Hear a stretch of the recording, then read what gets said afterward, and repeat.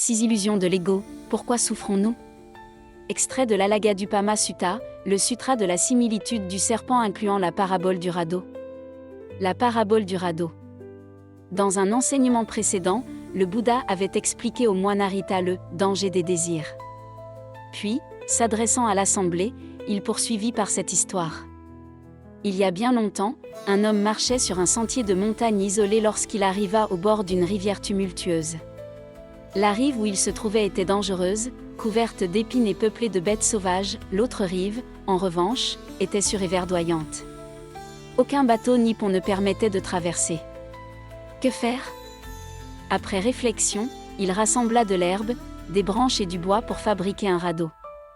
À force d'efforts, en utilisant ses mains pour ramer et ses pieds pour se propulser, il parvint enfin à atteindre l'autre rive, sain et sauf. Une fois sur la terre ferme, il se retourna vers le radeau et se dit « Cet objet m'a sauvé, je dois le garder précieusement. Je vais le porter sur mon dos ou sur ma tête pour la suite de mon voyage. » Le Bouddha demanda alors à l'assemblée « Pensez-vous qu'il agisse avec sagesse ?» « Non. » répondirent-ils à l'unisson. En effet, reprit le Bouddha. Un homme sage comprendrait que le radeau a rempli son office. Il peut désormais l'abandonner sur la berge ou le laisser dériver, et poursuivre sa route, léger et libre. Le dharma que je vous enseigne est comme ce radeau, un outil pour traverser la mer de la souffrance et atteindre la rive de la paix. Mais une fois la traversée accomplie, il faut savoir s'en détacher. Si même le dharma authentique doit être relâché, à plus forte raison les vues erronées. Les 6 illusions de l'ego. Le Bouddha expliqua ensuite, 6 croyances erronées sont à l'origine de la souffrance humaine. Les voici. 1. Croire que « mon corps, c'est moi ». 2. Croire que « mes sensations, c'est moi ». 3. Croire que « mes perceptions, c'est moi ». 4. Croire que « mes actes, c'est moi ». 5. Croire que « tout ce que je perçois, entends ou imagine, c'est moi ». 6. Croire que, après la mort, je subsisterai éternellement, immuable. Les êtres ordinaires s'identifient à ces illusions, mais celui qui écoute mon enseignement et en saisit la vérité voit clairement que le corps, les sensations, les perceptions, les actes et la conscience ne sont ni moi, ni mien. Tout est impermanent, la joie d'aujourd'hui devient la tristesse de demain, le corps vieillit, les pensées se transforment. Comment ce qui change sans cesse pourrait-il être un « moi » éternel ? Imaginez un parc en automne. Les feuilles tombent, et vous ne vous affligez pas, car vous savez qu'elles ne vous appartiennent pas.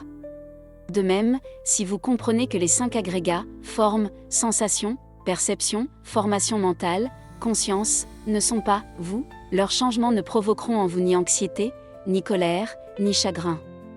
La souffrance des illusions.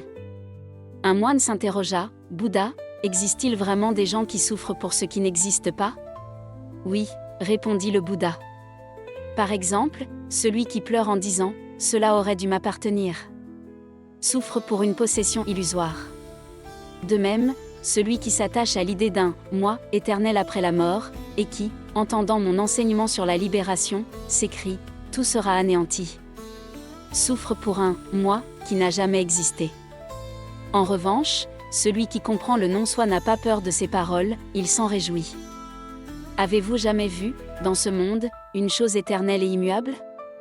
Non, Bouddha. Moi non plus. Puisque tout est impermanent, source de souffrance et de changement, pourquoi s'accrocher à l'idée que « ceci est moi » ou « ceci m'appartient » ?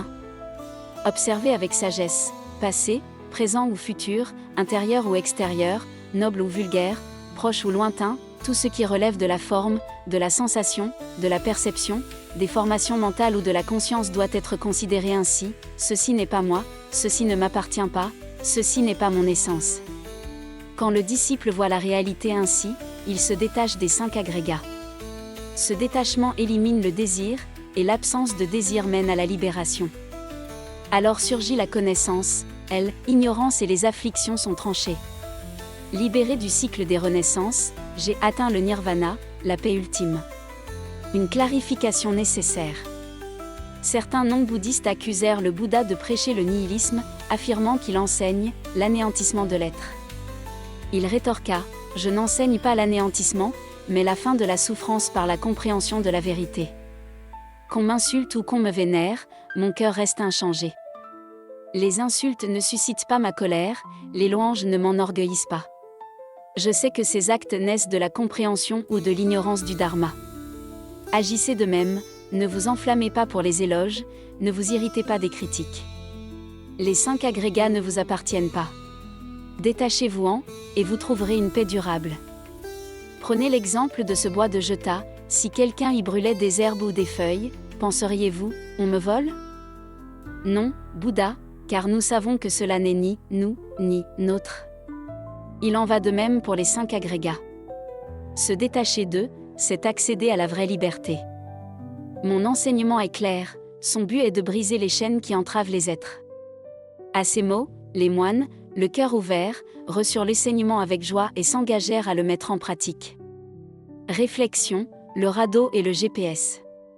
Imaginez un conducteur utilisant pour la première fois un GPS pour rejoindre une ville inconnue. Pendant le trajet, il suit attentivement les instructions pour éviter de se perdre. C'est la phase d'apprentissage, où agir selon l'enseignement est essentiel.